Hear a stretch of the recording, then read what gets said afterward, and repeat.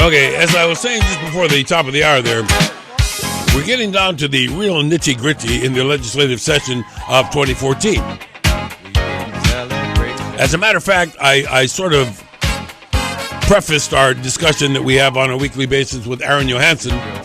By the way, I'm going to have a big hole in my Monday mornings pretty soon because Aaron's going to be, out doing whatever they do when they're not in session, which is talk about being in session. In any case, I think I'm right saying that we're right down at crunch time, and those things that are going to get acted on are going to get parsed out for probably the final time this week. And now, more than ever, would be the time that you ought to let your feelings be known. And we'll tell you in this session how you can go about doing that. But I'm actually kind of excited in some respects, Aaron, because that means that once we finish the session, we can all start really taking a look at, we got elections coming up. This is an important year for Hawaii. We got the gubernatorial election. We got the entire House of Representatives up for grabs. And so we're going to see some a lot of advertising and some pretty good infighting going on, I would imagine. Good morning. Morning. How important is this week for all of you all to keep your feet on the ground and really focus on the remainder of the session? I think you've couched it really well. It's really critical because this is where basically the House and the Senate decide whether or not a bill lives or dies. And, the devil is always in the details. Mm-hmm. And as such, sometimes if people keep hearing that, constituencies have problems with a bill or there's some trepidation, some kind of anxiety, sometimes that's all it takes for one chair, whether it's the House or the Senate chair, to just say, you know what, I'm just not completely comfortable with this. This idea still needs to be worked on. How much of that is in not the intent of the bill or the support or lack of support, but just in the language? Because from what I understand, quite often somebody will say, hey, I talked to the lawyer, and the lawyer said that this is not going to pass muster. It's a good idea, but the wording is no good. Mm-hmm. Yeah, that happens a lot, and sometimes it makes a difference. Each branch views it differently. The legislative body may find that it's completely okay, but the executive branch may say we don't agree with your interpretation. And so there's so many constituencies involved in crafting a bill that it's hard to get everybody on the same page. Let's talk about the number of players. First of all, I know that Ways and Means is a real important committee because if we have the way or the means, a bill might make it. If it's not going to make it. Isn't that sort of true in many of the departments or divisions, that there are checks and balances and a lot more power than sometimes we think? Mm-hmm. That's very true. Yeah, and the money is the sort of the be all or end all. Almost number one, right? Yeah. And so if there isn't the money, which increasingly there's less money to go around based on the new council and revenue projections, that's making everybody take a much more conservative approach to budgeting and to these bills. For conservatives, that's good news, right? I mean, but there's some that say, look, we've gone. Forced discipline is better. Yeah, I was going to say we've gone unchecked for so long that the reality sets in when a family takes a look at its own budget. We're sort of, in a way, I think, blessed that we are mandated to have a budget. I fear as a taxpayer that if we didn't have that caveat in our state charter, that we would be not here. We'd be bankrupt. I definitely agree because as much as people who are elected talk about fiscal responsibility, when most people think about the economy and when they think about government spending at the federal level and even at the state level, you're talking about sums that are so hard to grasp. Yeah, they're gigantic. None of us can relate to them. It's not like your household budget. Sometimes it just seems like some pie in the sky figure, and so I'm really glad that we have a balanced budget mandated by our state constitution because I'm not sure that we would be able to discipline ourselves to do it that way otherwise. There are some that say, look, that's not the yardstick. The yardstick should be, can we afford it? The yardstick should be, isn't this something that we need? And you're always talking about that. And maybe it's a great idea for a platform for somebody who wants to get elected is to say, hey, look, everything is a matter of need. Mm-hmm. How bad do you need something is what the measuring stick is. It's not money. It's how bad is a service or a program needed. Yeah, and I think, where we really get to parse out the details, and part of the onus on us is to figure out what's a need to have versus a nice to have. And a lot of people may define a need. We've heard that a lot, huh? Yeah. But what I'm concerned about is I've been reading more and more lately where we often say, well, it's good enough for government work. The government has relied on a tremendous number of outside entities to provide goods and services to the people that we need. And I'm talking here now about nonprofits. Mm-hmm. From what I understand, they are really the oil in the squeaky wheels right now, because they are all on the edge of their seats to find out how much money they're going to get from you guys. They are definitely on the edge of their seats, and they're a really critical part of the safety net and the healthcare provider spectrum. But I think both the Ways and Means Chair, David Ige, as well as our House Finance Chair, Sylvia Luke, have done a good job of putting people on notice that the state is not flush with cash and not flush with financial resources. And, make your case so that we can best assess need, but the limited resources are going to be doled out according to what we have. Okay, our guest is Ling Johanson from the State House of Representatives. He is a Republican, the minority leader, and has been our guest on Mondays for months. And we do this every session with the ins, and he is the in right now, and we're winding down to this. And I think what's really important is to take a look at some of the things that are going on that are not political. I mean, where we know that we need to get together on something, and the fact that there are sometimes agencies, nonprofits, that get together and they're driven to do something because their heart says to do it, but they're doing something that's being duplicated by somebody else. And I do know that that's a lot sometimes part of the decision-making process. Do you agree that sometimes maybe there is duplicative stuff getting legislative money? Oh, sure. And that's the case even within the executive branch. There are duplicative functions that exist in different departments. Now, they wouldn't necessarily say that. Yeah. And they might say we do it better than the other department or the other agency. But that's our challenge, particularly when we're looking at the executive budget, and that's part of what I've done as a vice chair of finance, is look at where are there duplicative functions, and is this need or this service being provided better and more effectively by somebody else, and if so, then does it really warrant the extra expenditure? Somebody asked me, and normally we don't take questions for Aaron via email. We strictly must use the phone because we don't want to ever be accused of stacking the deck or trying to, force feed a candidate or a representative anything. So, but I do know that this is sort of an important thing, and that seems to be this year that we're taking a look at some real fiscal problems that really don't have any immediate solution, and we're worried about stuff getting, like you say, moved down the road a little bit more, particularly with regards to education. Do you see anything definitive that is still on the table that we need to really know about this year? Well, I mean, I think the early education programs, the governor's preschool initiatives, still on the table. That's a constitutional amendment people will be voting on this coming November. Right. If they authorize public funds to go toward private providers of preschool, then the government will be forking over the money to these private providers to pay for the preschool for and typically it's disadvantaged children in the ages I was going to say, 4. Isn't that measuring stick saying, look, if these kids don't get this help, they're not going to be able to compete with kids from more affluent parts of the society who are more programmed or readier to go into kindergarten than these other kids are? I think that's part of the genesis of the idea by the governor, but it's a fairly expensive program that costs a few $100 million. So whether or not that's going to be able to make it out of the end, and programs can always be authorized. It doesn't mean that they're fully funded. Oh yeah, that's another thing. We'll talk about that when we get back. I think it's important for those of you that are interested in bills to know some of the cliffs that they may be pushed over in the next couple of days, and not particularly what I'm going to ask Aaron about when we come back.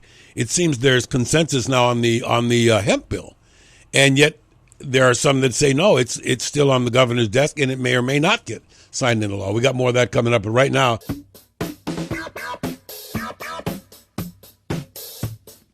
oh yeah, it's time to do the disco duck. Well, how low can you go? The limbo bar is set at the Hawaii State Legislature right now. We're on the sort of the real defining last couple of weeks. Aaron Johanson and I have been talking about this. There are some bills that I know that we're going to talk about that are specific, and there's some general. But I still think that people need, no matter how many times those of you that are in government and those of us that are in media assume that everybody knows how this thing called the legislature works. Could you explain say, for instance, let's say that you've penned a piece of legislation that you want to become a law. How many stops does it make along the trail? How many places does it go before it gets in front of the whole House for an up and down vote? It stops in front of a lot of different places, and it has to go through committee hearings on your own side, whether it's the House or the Senate. Then it has to be voted on 3 times by each respective chamber. Then they swap and they do the same thing in the other chamber. So in my case, my House bills would go to the Senate side, and then if they pass it back, then they either go to conference committee, where the House and the Senate reconcile the differences. Okay, wait. First of all, the conference committee, which is happening now, it's happening now. That's both the House and the Senate. That in that committee, right? But on the way to this, making it through these passes, how many different branches of, say, in the House, how many places does a bill go before it gets voted on by the entire House?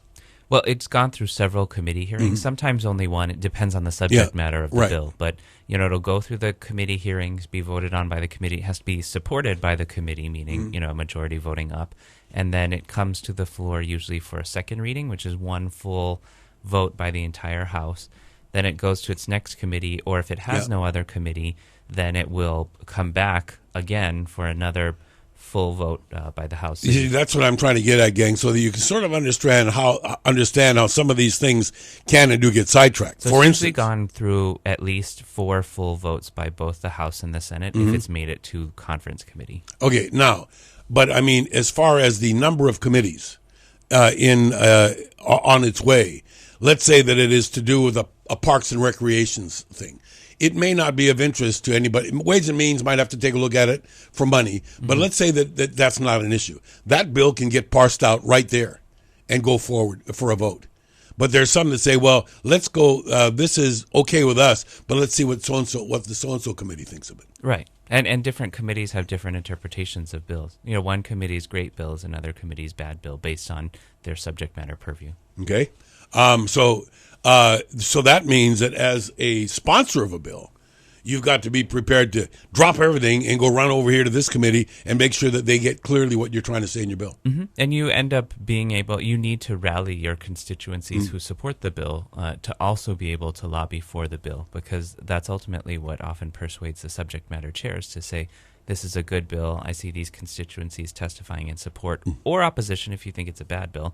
And that can also kill a bill just as much as it can affirm it and make it move on. Okay, I was asking you about one specific bill. I mentioning just before the break there that Cynthia Thielen, who's been for 20 years at least, I can remember interviewing Cynthia, at least 20 years ago about this hemp bill when she was considered some kind of a hippie freak that wants to smoke marijuana. And now it seems to be come on center and everybody seems to be sort of in favor of this. Is that sometimes a kiss of death for a bill, that so many people are in favor of it that it doesn't make it? That's often not usually the most detrimental thing. In fact, quite the opposite. It's usually very helpful. And in Cynthia's case, she's been such a passionate advocate that, I don't know anybody who hasn't seen her hempcrete cement. Oh yeah, I've seen that. I've felt it. All of the hemp products, and I think most people know about industrial hemp and its uses largely because Cynthia is a one-woman crusade for hemp, and an effective one. And so right now that bill is awaiting the governor's signature, and the governor has to, because we sent it up before the session ends, the governor has to take action on it before we adjourn. So we should know its fate fairly shortly. Interesting. Okay, let's go to the phones to talk to Joe in Pahoa about this pretty controversial thing, this hemp bill. Joe, good morning. Welcome to the program. Good morning, Mike. Good morning, Representative. Good morning, Joe. I think that I would like to encourage the legalization of hemp because it's a traditional American value. Our Constitution is written on hemp, and it's a good way to generate tax revenue. Also, it provides clothing, and this is how Gandhi freed India, was to make his own clothing, and I think it would a long way to further the independent movement, the being Okay, Joe, let me interrupt here. It's a great endorsement of hemp that we get from you. I get that loud and clear. But I think what's important here, and I'm just wondering, Have you discussed these feelings or communicated these feelings with your senator or your representative? Have you contacted your senator or your representative about you being in favor of the passage of this bill? Oh, I'm a bad citizen. No. Yeah, there you go. There you go. Next time, do that. I mean, your endorsement of it is great, Joe. But I mean, you're expecting what? Are you expecting me to do your job, or No. what? No, I should be more involved. You're right. Yeah. Okay, Joe. Thanks for the call. I But think Joe does make some excellent points. Absolutely. And Cynthia has given almost everyone in the House a hemp aloha shirt made out of industrial hemp. And Yep. one thing that Joe didn't talk about that's an interesting property about industrial hemp that I've learned since coming to the legislature is its phytoremediation properties and basically cleaning up soil where it grows. You know what? I thought if that was the only thing that substance did, it would be worth it. Because I've learned, and we've looked into this a lot, and I do know that everybody, first of all, they made jokes of this. Oh yeah, that means everybody in the farm is going to get wasted every day. There really is a clear and measurable difference between the two products, right? Yeah, industrial hemp is not the same as marijuana that people smoke, and actually, industrial hemp, if used in that way, makes you sick. Yeah. Well, I've heard all about the ills of using it. But the other thing is, you won't be medically using hemp for a while. But I too have a shirt. My wife and I, when we were I think we were in Australia when we bought hemp shirts. It really is amazing how you can take something like that and make something that looks so incredibly different. Mm-hmm. And one thing that came up about this was in Hawaii. Because of our growing cycle, we could get 2 or 3 or 4 harvests a year out of the hemp, and that we could put all of these ships that are bringing us the stuff we need and going back to wherever they come from empty. We could put stuff on them made out of hemp. It seems to me a no-brainer. That's why I'm worried that it's not going to pass. I wish I could assure you that the legislature always does things that are common sense and intuitive, but that probably wouldn't be the most. But I think that where this comes down to the wire now is for people like Joe and others that are finally realizing this opportunity, that the one that needs to be communicated with now is the governor. That's right. So you need to call the gogovernor's office. Yeah, email. And let them know that you support it. And hope for his signature on the bill. Enacting it into law. Is there I don't want to say a mandate, but is there a procedure or a rule or a law that you have to keep record of your constituents' comments? There's not a rule or a law, but it is good government. And in order to better effectively communicate with your constituents as well as represent them, if you're not keeping some log, then you don't really know who's calling. So most of us do keep logs so that just so that we can be responsive. Tell me how you and your staff in your own office, Aaron, how you take a look at this stuff, because I do know, and let's talk about deck stacking. Okay, let's talk about somebody who just cut and paste something, and a representative gets 400 email that say the exact same thing. Mm-hmm. Yeah, I mean that's probably less of an effective way to influence your individual legislator. But it still counts. It does count. Yeah. But I mean, if you're sending the same thing to everybody, and everybody knows because we're getting 400 of these emails, it's still important because it shows that someone cared enough to do that, which in this day and age is still something. That's still some form of communication. I find the most persuasive ones personally are where I still have constituents who write letters. Yeah, I was going to say, what a concept. Write something down. Yeah, or who call, or who send a personal email that just says, look, Representative, I don't like this bill for the following reasons. And those are impactful because we have so little citizen engagement often. Okay, here's the big key. How do you respond to input to your office? I mean, does everybody get an answer? Does everybody get... I was going to say, isn't that pretty important? I think so. Yeah. And, it may be one's only nexus with government. That's often what we talk about in our office, is that this may be people's only interaction with their democracy. I've told you before that the thing I recommend every candidate do prior to the campaign trail is go out and buy a bunch of new shoes, because the best way is hand-to-hand. But I can tell you, and I am a communicator, that I really appreciate it when I get an email, but got your email, thanks for the input. It doesn't matter if it's, a full, I don't need to have a debate. I just need to be acknowledged. Yeah. Hey, more coming up with me and Aaron Johanson. You can join the party. 296 KHNR is the number. That's 296-5467. Right. This is Mike Buck on AM 690, The Answer.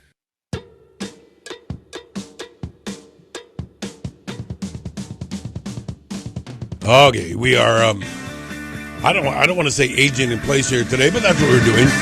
At least the session is aging in place. A couple more weeks and then it's over.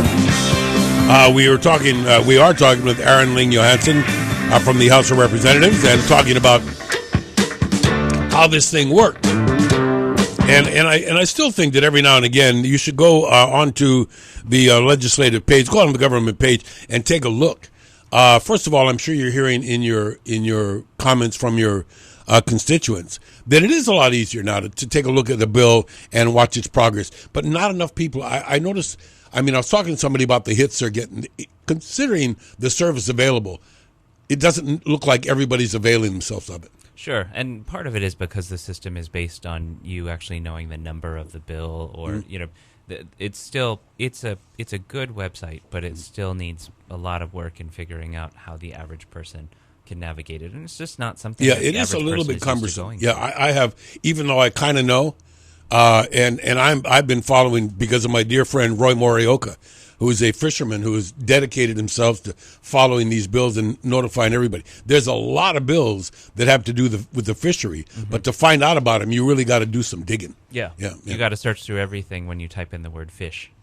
Okay, let's go to talk to Paul in Waikiki. This is something that has been, I'm not sure it's been handled by the legislature yet as much as it needs to be, but I do know that there's some things in front of the city council and the state on gambling. And let's see what Paul's concern is. Paul, good morning. Welcome to the program.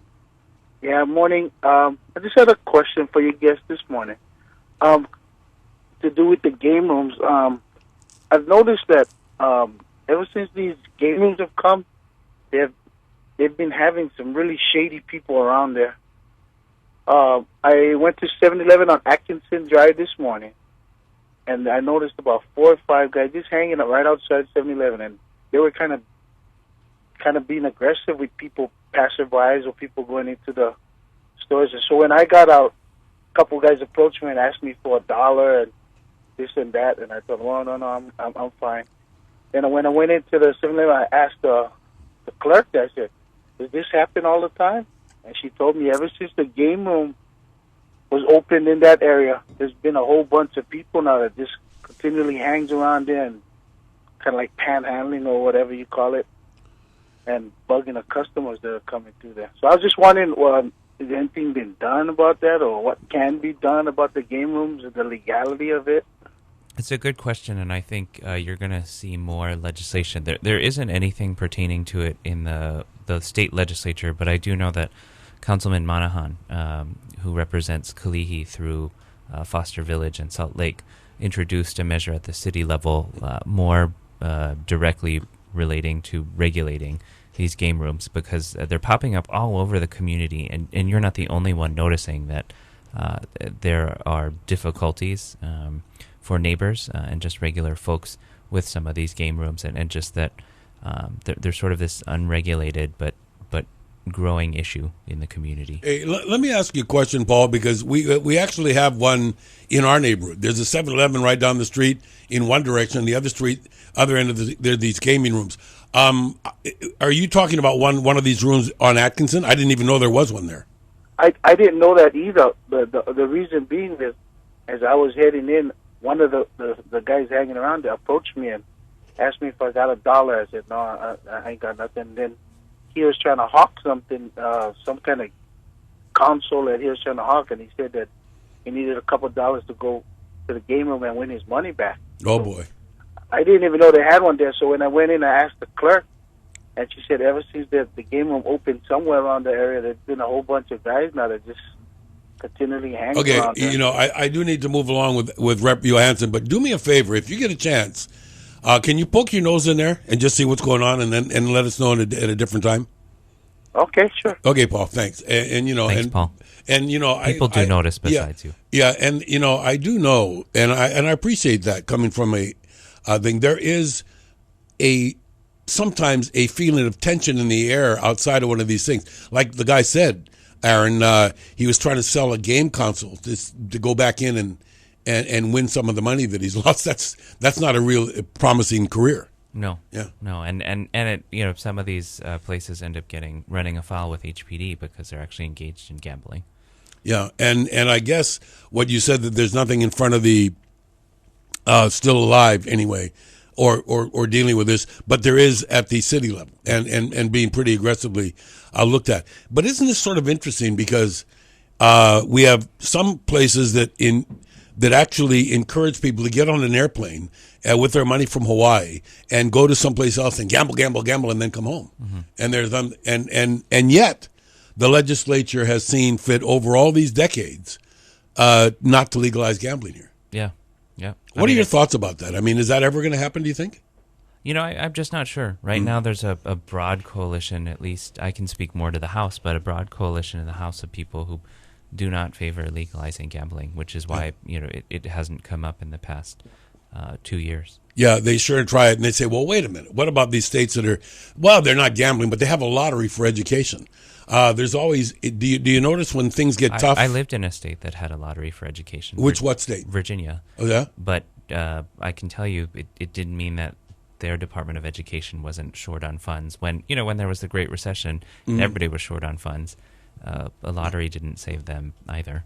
It seems that once they come in, that then what happens is the legislature in these states shunts money away from education and to somewhere else.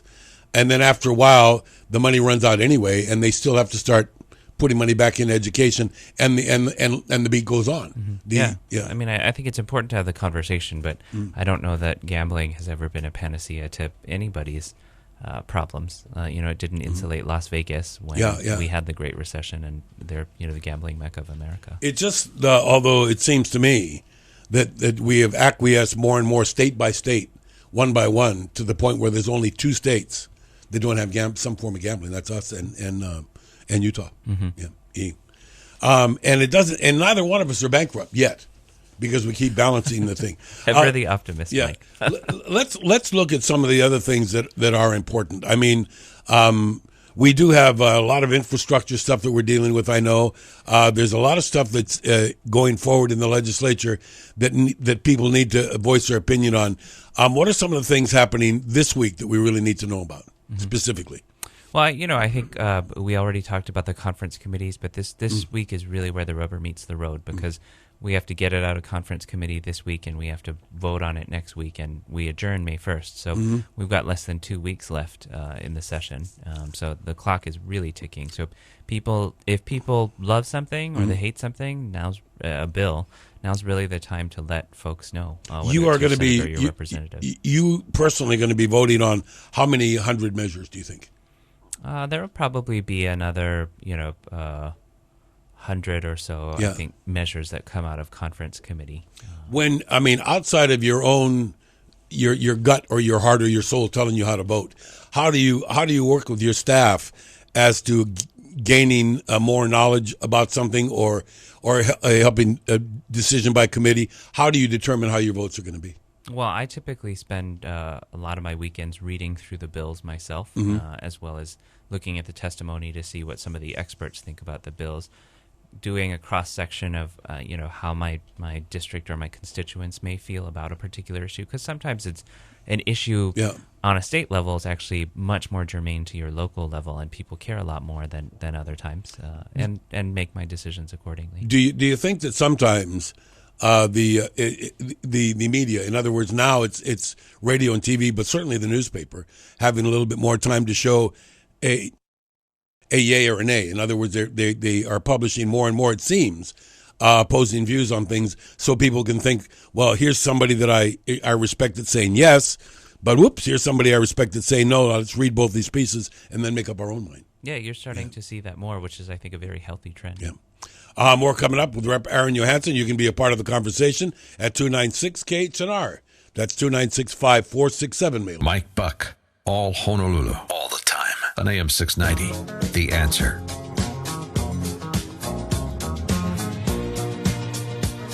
It's called staying alive because that's what a lot of bills are doing, struggling to stay alive as we speak. and it's getting down to the real short straws on the yeas, on the nays, and the makings or not. It does dawn on me that most of the things that have Aaron Johanson move forward have been pretty well knocked around, like you said. Most of them have been up to like maybe as many as 6 votes already. Mm-hmm. So that if they've made it by 6 votes, now it's just a matter of a committee or a governor saying, all right, this is well intended, it's well worded, it's enforceable, and it should become a law. Or send it back to whoever wrote it and say, you know what, we know that you're impassioned about this, but it needs more work. Yep. And the only thing left out of that is, or this is a great idea, but we don't have the money. Sorry. Yeah, and I want to differentiate between the ones that are bad ideas and the ones that are good ideas because we don't have the money. Because I do know that the big issue here is either finding money for something that we really need to do, or by cutting money from something that is a little bit questionable so that we can do that. Mm-hmm. Does that factor into some of the meetings and some of the conferences? It does. So sometimes if something is a really great priority that people want to fund, but it doesn't look like we have that on the balance sheet, mm-hmm. means something else gets cut somewhere else to make room for that. Are the lobbyers and your peers the ones that try to influence the reps and the senators by saying, hey, look, we know that this is going to maybe not make it because people are concerned about the money. Here's what we suggest to be in favor of that. Cut back the money a little bit, and here's some other areas where things should be cut back. Sure. I think good advocates are naturally looking for solutions to engender the outcome that they want. So, people are looking for other solutions. And so does it help? It does. Let's say that I'm a bean counter and I work in a nonprofit organization, and I have a nonprofit down the street that I know I like, but I think that they're duplicative or they're wasting money. Nobody knows that except me. I'm going to pass that along. Sure, it helps because you're helping the legislator do their work, by finding an alternate solution. I still think, though, that we're dealing with, first of all, it must be good news, even though the Council on Revenues is still doom and glooming. Our unemployment's gone down, apparently. Maybe it's because less people are looking. No, it's probably because we're not measuring underemployment. I was going to say, let's talk about what I don't want people to get lulled into a false sense of security that everything is going forward and we should be happy, because there are a lot of people that are working, but they're just spinning their wheels. Yeah, I think that's how a lot of people feel. I think they're working to survive versus being able to thrive. And that means that the state has got some issues that fundamentally need to be addressed. One of the ones that you talk about constantly, and I know it's been pretty much the backbone of your own personal platform, and that is cutting expenses that don't deal with our quality of life issues. Maybe we've got some places where somebody's saying, why are we putting money into the arts and culture when we got potholes? It must be hard to address both those issues because both are important. Yeah, and I think they both are important. I primarily feel like the state would be better off and our people would be better off if we lowered the cost of living. But lowering the cost of living, comes at some expense to something, and we have to make those tough choices. So sometimes, do we love to continue, and when I say we, I don't really mean me, but does the government love to continue a tax because it's paying for some kind of service or good for government? Sure, but that tax is increasing the burden on people's individual wallets. And so I think at the state level, we need to do more thinking, quite honestly, about just how do we really lower the cost of living instead of just trying to keep pace with it and concede that it's always going to be high. There was, and it goes right in lockstep with what you're talking about, an editorial this morning saying now is not the time to increase tax to hotel owners. And I do know that there are a lot of things, Aaron, that we citizens outside of the loop of taxation that don't understand is that a lot of times these measures that do add cost to us are unfortunately necessary. I mean, there's sometimes there's just no way around it. Yeah. But that there are many of us that feel like, wouldn't a 4-year period of austerity right the ship a little bit? I mean, what about saying, the unemployment really hasn't changed, but let's not have our lifestyle change. Let's just do this for the next 3 or 4 years to save some money. Mm-hmm. Yeah, we don't do enough of that. And quite honestly, I think there are pots of money here and there in government, and we're trying to do this in the Finance Committee through different investigations, but it takes time to collapse some of those pots of money that have just been stockpiled away that nobody's really aware of because and there seems to be a lot of that fund. somewhere. Yeah. You know, what about the people that say, look, mandated balanced budget is fine, but what about mandated audits that have teeth to them? Mm-hmm. I mean, maybe some of the time, some of the people doing the audits are doing it from a fear standpoint. They're not going to really come up with what we need to know because they're worried about their own life, their own jobs. Yeah, being proactive instead of reactive, which is I think where we can go helpful with respect to auditing. But I also think we don't do common sense things like we don't score or assess the financial cost of bills like the Congressional Budget Office does with anything that passes in D.C. So we may pass laws without being fully informed of what the price tag is actually. You know, we are sometimes told that we don't have a balanced budget in D.C. because we have these oversight people that take a look at stuff to make sure that we need to spend it. That may be true, but, you know, looking at something that needs to be done and needs to be spended doesn't mean that you can do it, because you need to explain the last thing I want to get at today, and that is, all right, all the bills that make it, they make it and they get signed into law. That doesn't mean they're going to happen, because if there is no money at the end of the pot of at the rainbow, as well intended as a piece of legislature might sound, it's not going to get funded. Sure, you know, an entirely new branch of government, I mean, a department of government or agency can be created, but if nobody ever appropriates or releases the funds, if the governor doesn't release them, you have no agency, whether it exists in the statutes or not. You know, one thing that bears looking at is, as we know, we've had this tremendous amount of eye-opening to things like the prisons and being closed on the weekends and nobody's there to let the people have their visitation and whatnot. Cries of maybe some forms of mismanagement, or certainly maybe not enough spending between that and the state hospital. Or is there anything on the table to sort of correct those apparent inefficiencies? I think there's a lot of investigations into the state hospital, and there will probably be increasing ones into the prison system as well. People are fairly aware of the issues that both entities are having. These, there was at the beginning of the session, we only really have, I guess next week is going to be kind of our swan song. May 1 is it's coming up.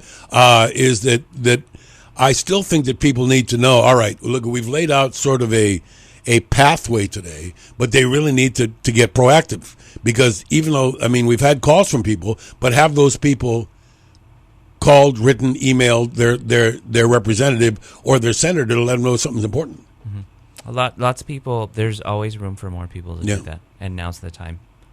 One thing that I did get one email on, that when I asked about your decision-making process, how important is it now that you're in the saddle and you sort of know, how important is it about staff, about the kind of people that you have about you?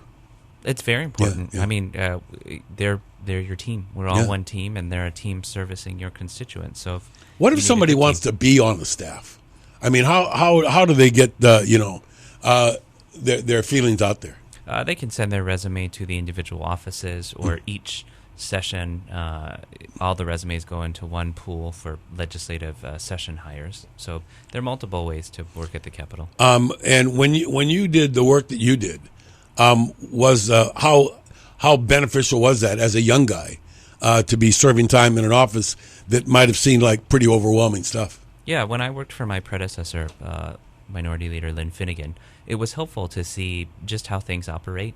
You get a realistic lay of the land, and you get a realistic perspective of the lifestyle. And I think if you end up going into politics and following them, then you have your eyes wide open. Okay, quick time for one more. I got Greg in Kalihi going to join us and wants to ask you a question about housing. Greg, good morning. Welcome to the program. Be quick.